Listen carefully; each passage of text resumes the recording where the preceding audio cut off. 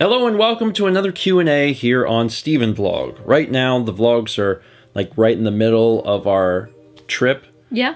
Probably near the end of the trip. I guess so. I can't remember what day it was.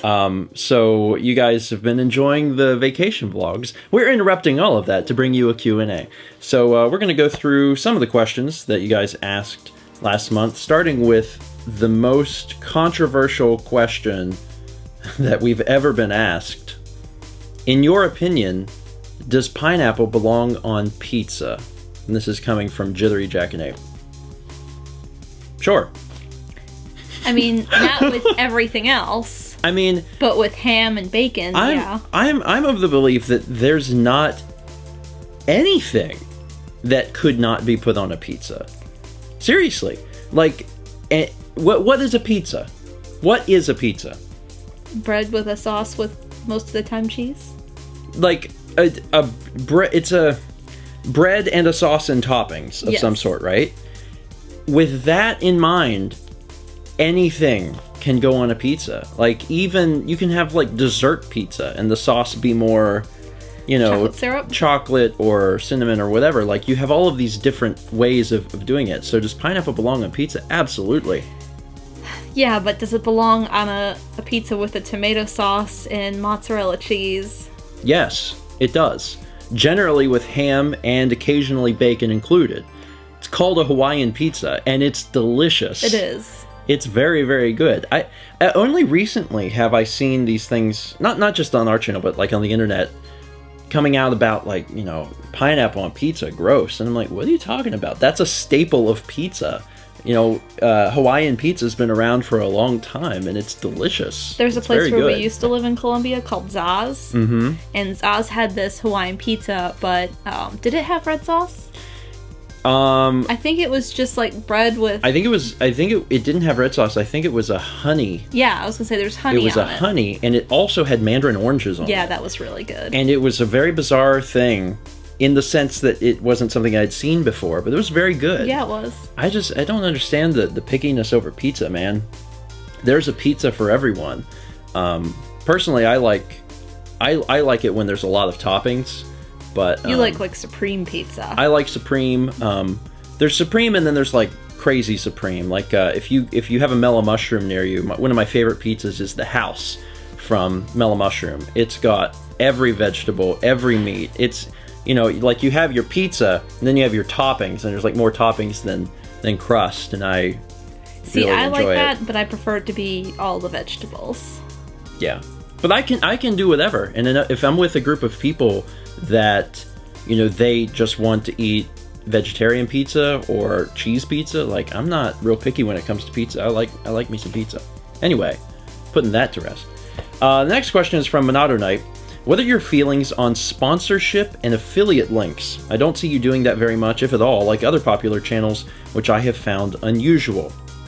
I am not against sponsorship. I'm not against that sort of thing. The reason that we don't usually do it is because I've never really found anything that, like, I want to sponsor, if that makes any sense. I get a ton of emails every month related to video game developers contacting me for various reasons. Either they want me to play their game, or they're letting me know about their game, or they're attempting to pay me money for a game. I get, like, I've just figured it out the other day, it's like 250 emails a month just from the video game industry. And there's a fairly sizable portion every month that are paid deals, where they're like, hey, play our game and we will pay you money.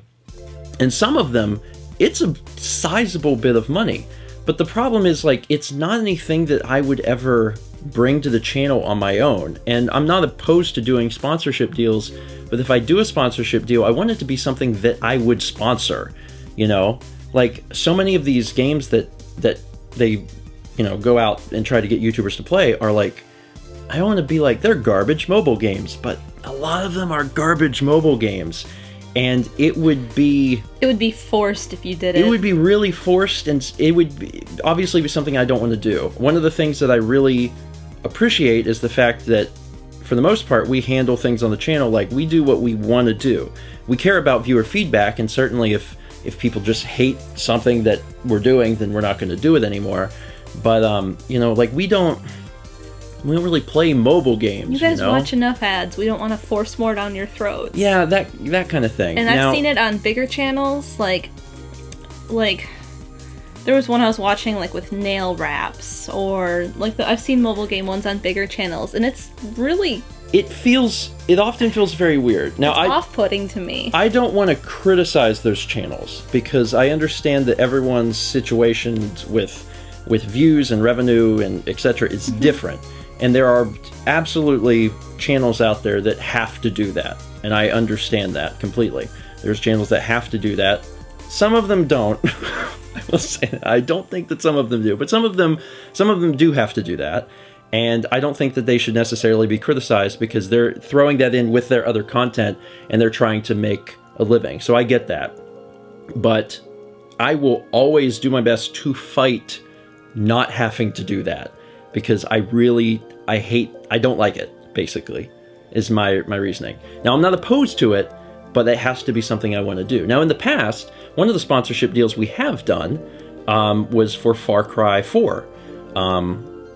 Ubisoft contacted me in, like, what, 2014? I think it was the year. Late 2014. And they said, we will fly you out to San Francisco to play Far Cry 4 and pay you. And you get to play this game early. You get to come to San Francisco. You get to tour Ubisoft offices and play this game and make a video on it. And, like, to me, that was a no-brainer. It was like, well, that sounds cool, because Far Cry 4 looks cool anyway, and a free trip to San Francisco. I don't think I can still discuss what the pay was, but it was not a lot of money. But the experience was worth it to me. It was one of those things like, yeah, I want to do that. In fact, I liked the game so much, I ended up doing a Let's Play on it. And there were some people that thought I was getting sponsored to do that, which I wasn't. I just really enjoyed the game so much. And I played it for fun, and I enjoyed it. Yeah, so it was fun. That's one of the only sponsorship deals I think we've ever done on the channel, just because it was something that I would have played anyway. What would you call the beanbag? Was that a review in exchange for a product? Yeah, I count sponsorship explicitly when money changes hands, and we did not get paid to review the beanbag. The company contacted us and was like, we'll send you a beanbag if you make a video on it. And since we were moving, it seemed like the perfect opportunity. It's like, oh, we have space for this. We should probably do this.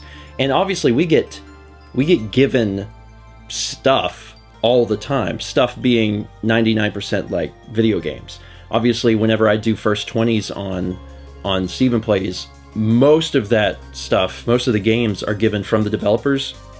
But I always say that at the beginning, like, you know, EA sent us this game, Square Enix sent us this game, you know, so-and-so sent us this game. But I don't count that as a sponsored video, because I didn't get paid to do that. They're just giving me a game. Most times a game that I play once, because I never have time to play again. So yeah, not opposed to it, but it's gotta be right. Mm-hmm. You know, I don't mind getting paid to do a video, but if I'm gonna do that, it's gotta be something I want to do in the first place. Anyway, the next question is, like, kind of related, and I'll explain why. This is from Jasny. With Patreon to help supplement your income, do you feel like you can do more lesser known and niche games now that you don't have to worry as much about getting views/money? I'm putting this back to back with the previous question for reasons, because they're kind of related with, like, money and revenue and things like that. Patreon, absolutely, I would say, started for us as a supplement. It was a way for people to help us out, and it was a supplement that, for the most part, the money either got funneled back into the channel for new equipment, and around that time is when we upgraded mics and cameras and things like that. But I would say that over the last little bit, it has shifted from being what I would call a supplement to being more of a necessity. Patreon is something that I view now that, like, I don't want to call it straight up a need, but if we didn't have it, I think things would be really bad, basically.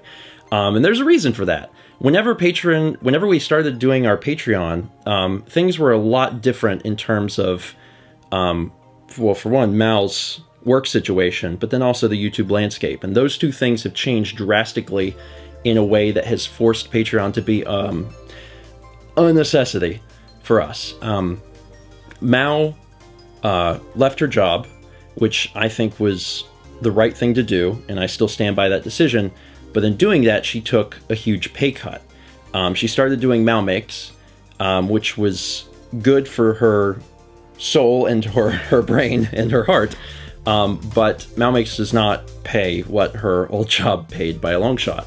Now she started Patreon, which helped pick up that slack a little bit, but not entirely. So a lot of the income that Mal was missing fell. I don't want to say like my Patreon picked up that slack, but it kind of did, if that makes any sense. So Patreon became less of a supplement and more of a necessity.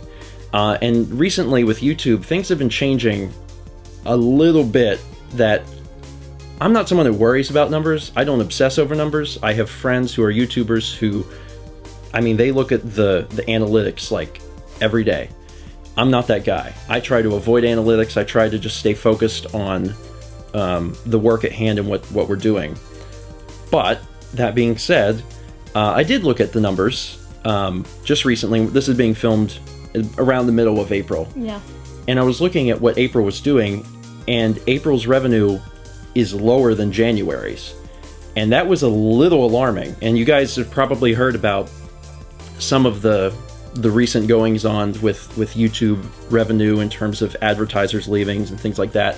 I'm not an alarmist, and I definitely try to stay out of a lot of that corporate drama, if you want to call it that. I try to just stay focused on games and vlogs and what we're doing. But that's slightly concerning. Anyone who is familiar with YouTube and familiar with YouTubers and their revenue knows that January is bar none the worst month of the year. You make half of what you do any other time of the year in January. It's a bad month. The reason for that is basically advertisers, like getting closer to Christmas, spend more and more money. So like December is really good. And then after the Christmas season, the money's gone for advertising. So it just drops off completely. January is a terrible month. The fact that April is bringing in less revenue than January is a little scary. So that's one of the reasons, that combined with, Mal doing Mal Makes, is one of the reasons that Patreon is less supplemental now. Patreon is something that, at the beginning it was like, cool, we can do these extra things. We can try and attack college debt harder. We can do all these things. And now it's one of those things like, it's like, okay, this is actually something that's required. Like, we have to make sure that we do this, because if we don't, and we're just relying on YouTube, things would be a little scarier than they are right now, to say the very least. That was a long explanation and probably didn't even answer your question. Your question was, with it to supplement your income, do you feel like you can do lesser known games, etc.? So to answer your question, we want to obviously continue to do whatever we want. And the reason I grouped this with that sponsorship question is like, I am always going to do my best to fight the system or whatever, to not do those sorts of things, because I don't want to do them. But with a changing landscape that we don't control, algorithms that we don't control, I will be open-minded to things if I absolutely have to be. As far as doing more niche games, we will continue to do what we want, and I've said it before on some Q&As, we may choose to pair it up with a game that would be more successful. I think the thing that's particularly frightened me for April is that we have literally one of the strongest lineups we've had in a while. Ocarina of Time and Cat World, and we have the return of Steven and Friends every weekend, which is stuff that we didn't have in January.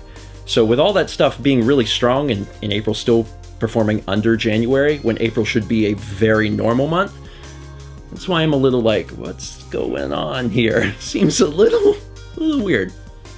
Anyway, so yeah, did I answer that question? I rambled for a long time, but we're going to continue to do what we can and do what we want, but also cautiously, I think is a good way of putting it. And as a side note, if you have a favorite YouTuber and they either have a Patreon or they make music and they have albums or they have sell, a tip jar. They have a tip jar or shirts, or if they're a streamer and you can subscribe to them, like these are things that help them a lot. So if you have... to continue to make the stuff you enjoy. Correct. So whether it's us or it's another person you watch either on YouTube or Twitch or whatever, these are things that help them out a lot, and you should highly consider if you enjoy their content regularly. Anyway, sorry that was such a long answer.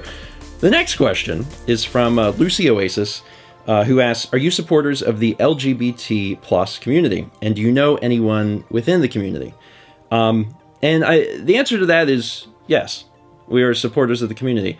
And in a very general sense, I feel like we just support equality, basically. I think it's the easiest way to answer this question. I think people deserve to be treated fairly. I think that, people deserve to be with those who they love and to also be able to feel comfortable in their skin. And another general statement I can make about this is like, if it doesn't affect your life, then I don't feel like it should bother you, basically. Yeah. There's a lot of people that, for lack of a better expression, get their nose all up in people's business about certain things, and it's, to me, it just seems very simple. And maybe I'm looking at it too simply, but like if it doesn't affect you, then why does it matter? There was such a big to-do about preventing gay people from getting married, and to me it just seems bizarre. Like why does that matter? Like, it doesn't affect you. It doesn't lessen the quality of your own relationship. It doesn't mean you can't get married. It just means other people can get married, Mm-hmm. As far as, do you know anyone within the community? Probably the best example of this would be Chaz and Jeff, who some people forever thought that they were brothers or something, which was always very riotously funny to us, because it just seemed... I don't know, it just seemed obvious, I guess, to me. Chaz and Jeff are married, actually. They got married November? Yes. They got married during the Extra Life stream. Not during the... Not during the stream. Same day. It was just the same day as the... They got married during Extra Life. So they're probably the best example, but we have other friends who are gay or lesbian. We have a few trans friends. And we have gay and lesbian and trans viewers and patrons, and we interact with these people on the daily because it is the internet. And the internet, I think, is probably the ultimate melting pot of people and personality and culture. And it's one of those things that comes back to, like, if it's not affecting your life, then why does it matter? I don't know why it matters. So that's the answer to that question. I think most people knew that. I think most people knew that we were... there's an old vlog called We Support the Gays, which actually had nothing to do with us. It was talking about advertisers using that sort of progressive outlook to maybe market their products, and we were talking about that. But when we did, there was a lot of people that just assumed that's what that vlog was about. But we do, we are supporters of the LGBT plus community. So if there's ever any doubt, there you go, Lucy. Next question is from WolfieXp, and they ask, have you discussed baby names? And the answer to that question is yes. We have. The follow-up question would be, what are they? And the answer to that question is, we won't tell you. Also, let me. We're not expecting. We're not having a baby.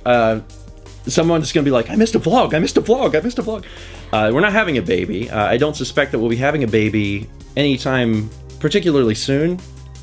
But when we do have a name picked out. Well, two names. We have a boy name and a girl. Yeah, we have a male and a female name picked out that we like a lot. It's something that we've talked about, and I don't think is it that unusual to talk about? Like, probably people discuss this obviously when they're having a baby.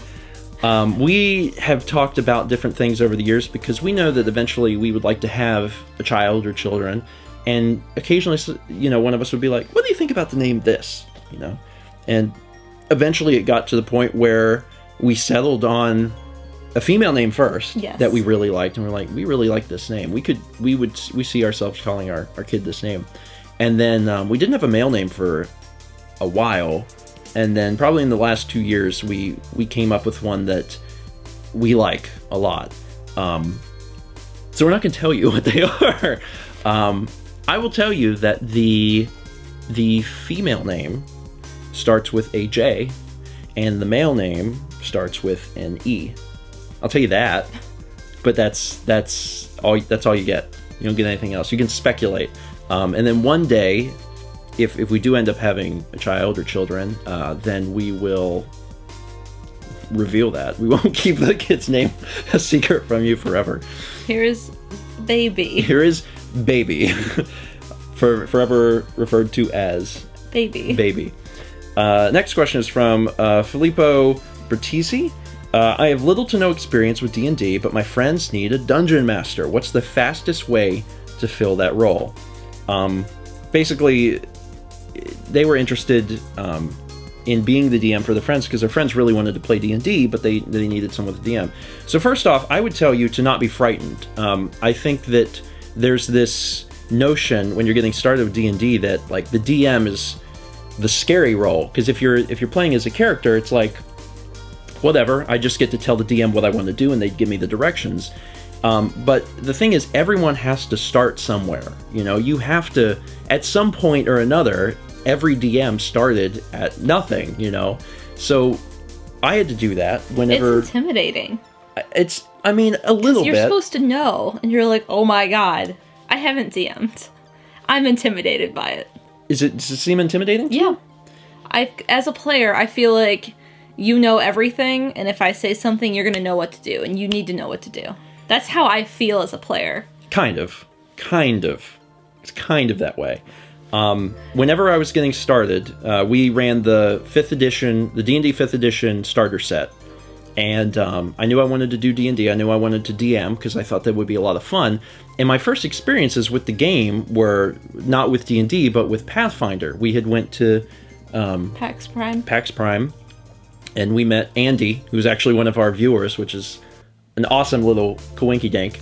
And that was the first time I actually got to really see a DM in action. So my advice to you would be, if you are interested in doing this and you have little to no experience, watch games. If you have the opportunity to participate in games as a player, I would do that. Like if there's a place nearby that runs games that you can attend and get involved with, that's good. But if you can't do that, then I would at least watch games on YouTube. There are people that are uploading the entire games. I mean, we did that. If you want to watch something short, you could watch like the Runaway Guys game.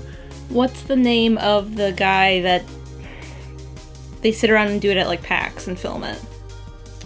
That's oh Lord, I'm never gonna remember it. I don't know. There's another YouTube channel though called Critical Role, and Critical Role was like a big time thing. You could watch Critical Role. Now that might be a little intimidating just because like all of those people are like professional voice actors and stuff, like even the players, so it might seem a little intimidating, but they'll give you ideas for what the DM is expected to do. But whenever you're DMing, especially if you're starting out with a group like this, you'd probably run something like the starter set. And watching other people run the starter set is a great way of running the starter set because it gives you ideas.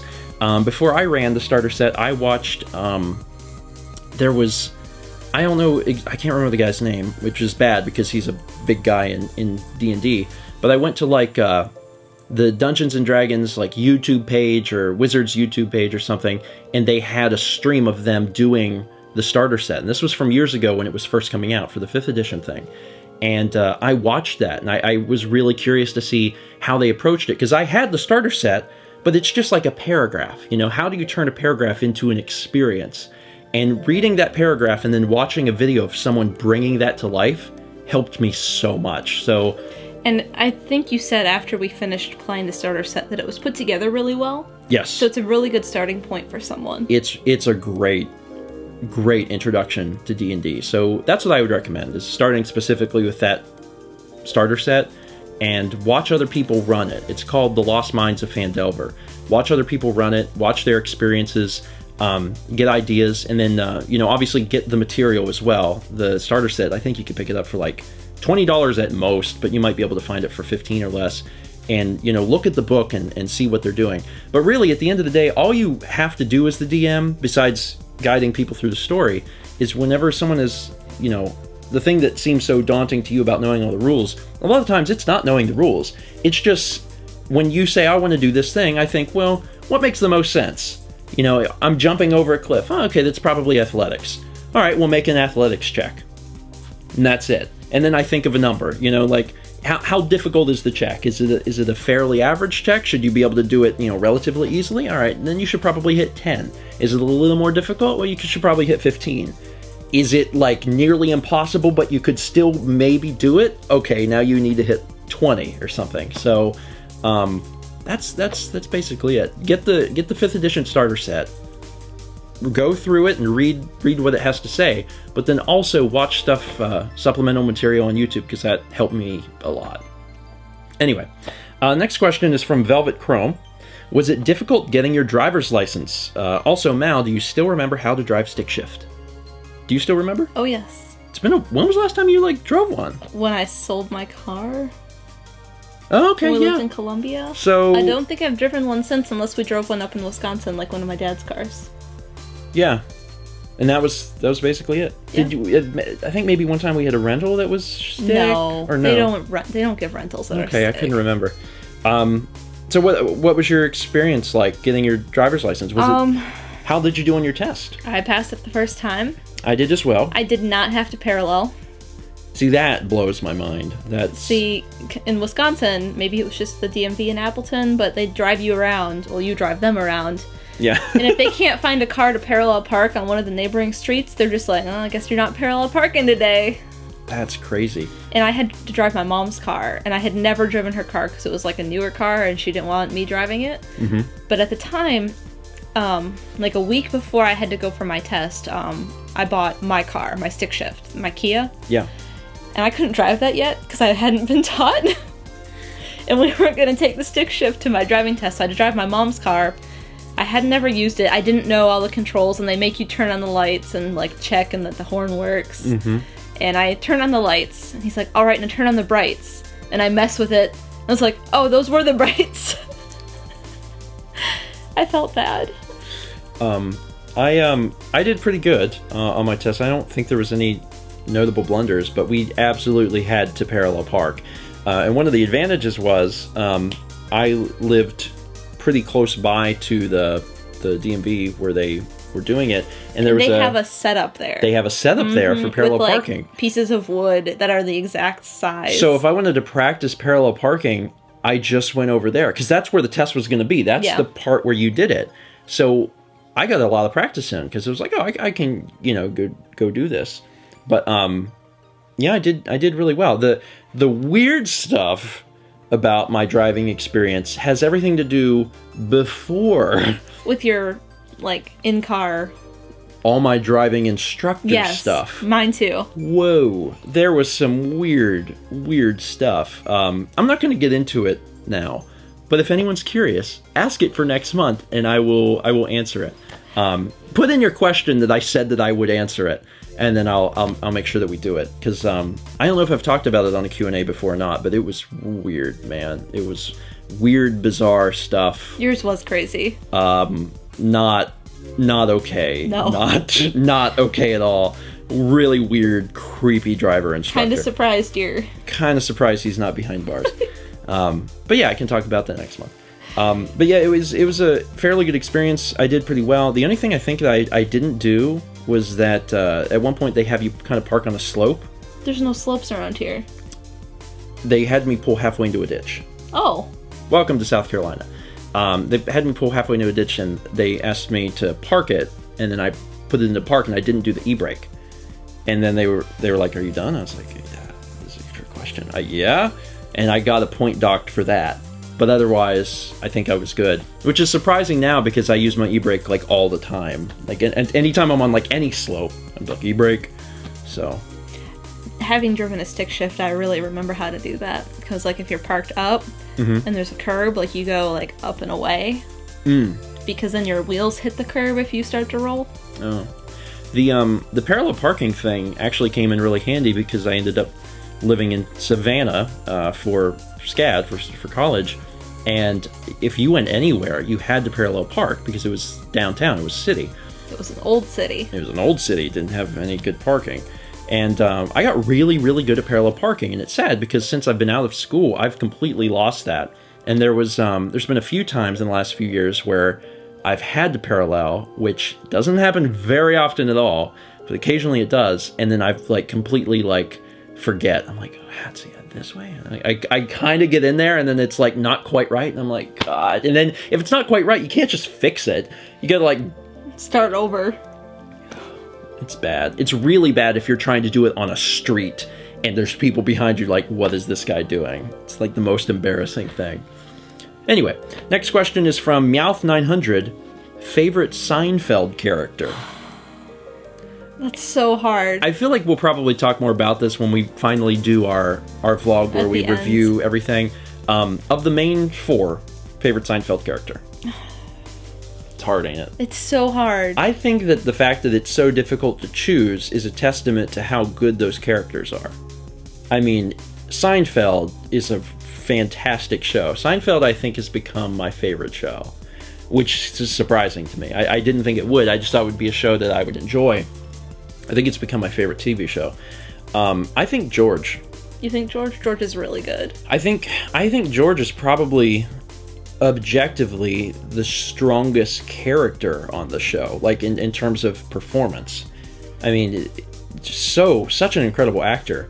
But I mean, Elaine and Kramer also, like for very different reasons. But the chemistry between all of the main four are just really incredible. Even Jerry, who is not an actor, and especially like at the beginning, is laughably bad. And it's so weird because the contrast between him and the other characters, where the other characters are fantastic actors, and Jerry just seems really out of place, but it's almost bizarrely funny. That's a difficult question. Instead, I'm going to change this question. What about your favorite, like, supporting character? I think Newman is really great, because he's just like, he's like a comic book villain. He is. It's so great. And I wonder, because, you know, Jerry has such an interest in, you know, comic books, Superman, I wonder if that was the inspiration behind Newman's character, is to be this, almost a parody of a comic book character. I've also really liked J. Peterman. Elaine's boss. Elaine. I think I'm going to have to move to Burma. J. Peterman is great. A character that doesn't show up very often, but is always amazing when he does, is Jackie Childs, the attorney. He did what? That's outrageous. That's ridiculous. And I won't stand for it. We gotta do something about this. Like, it's just his timing of his lines. The timing of his lines is amazing. It's so funny. Banya, the other comedian. Oh yeah, the one Jerry doesn't like. Jerry, that's gold. Jerry, that's gold. Like that guy. That's so. There's the reason that I love the show so much. I've fallen in love with the show. Is the writing is perfect. I mean, it's just every single episode is incredible. But it's the characters. It's the amazing, like the four, yes, but all of the supporting characters, like even characters that only show up for like an episode or two, are just incredible, and they're so well thought out. They're hilarious. You know, the soup Nazi, you know, just all of these different characters that only show up like once or twice. Just great. So great. It's a wonderful show. If you haven't seen Seinfeld and you just think of it as like, oh, that's just another sitcom. It's really not. Like, it's so good. There's a reason that Seinfeld has been said time and time again to be like the greatest television show ever made, or the greatest sitcom ever made. It's because it's good. It's really good. Anyway, next question is from Jonathan Peel. You announce your Let's Plays before their release, whereas others keep them a secret. Why? And Jonathan's example was Emil. Chugga Conroy tends to keep things very secretive, and a lot of other people do that as well. And we generally let people know ahead of time. There's not really a philosophy, I think, behind that. It's just, I don't really see a reason to keep it a secret. Now, sometimes we have certainly waited until the last minute to announce things, and sometimes we don't do a great job of announcing things, so depending on how you follow us, it may come as a surprise, you know?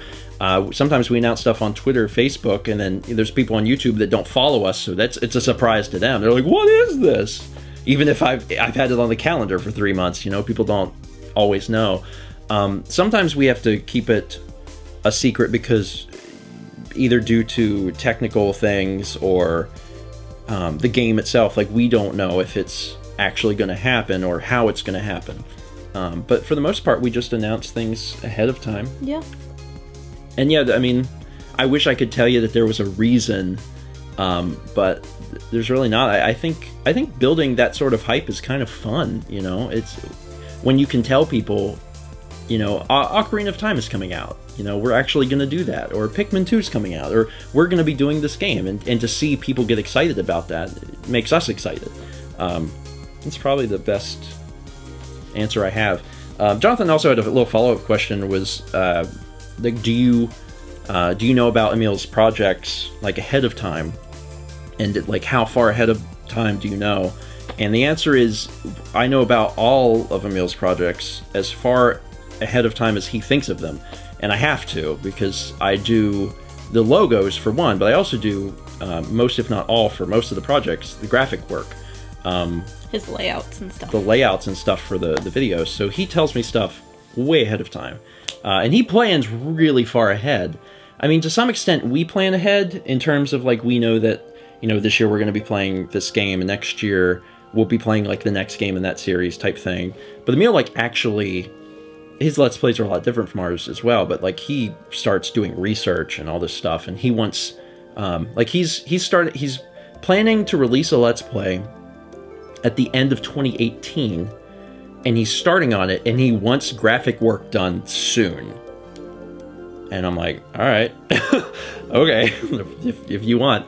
So, yeah, I have to know about projects ahead of time because I have to plan when I'm going to work on that stuff around my own schedule, which God knows is already a mess. And the final question is from Primo Dragon. Can you edit you and Mal to be Super Saiyan? And the answer to that is yes, but if we're going to do this, we're going to have to, like, power up. Okay, you ready? Yeah. Let's do it.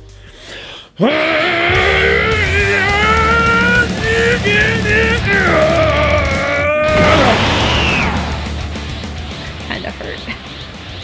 So, It's too much power. So we're Super Saiyans now. This is it.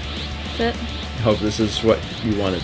Anyway, that's it for today. Thanks for watching. Be sure to ask more questions down below for next month, and we'll get to it when the March vlogs are out. The things are catching up. I mean, it's a slow process, but it's getting there. We'll get there.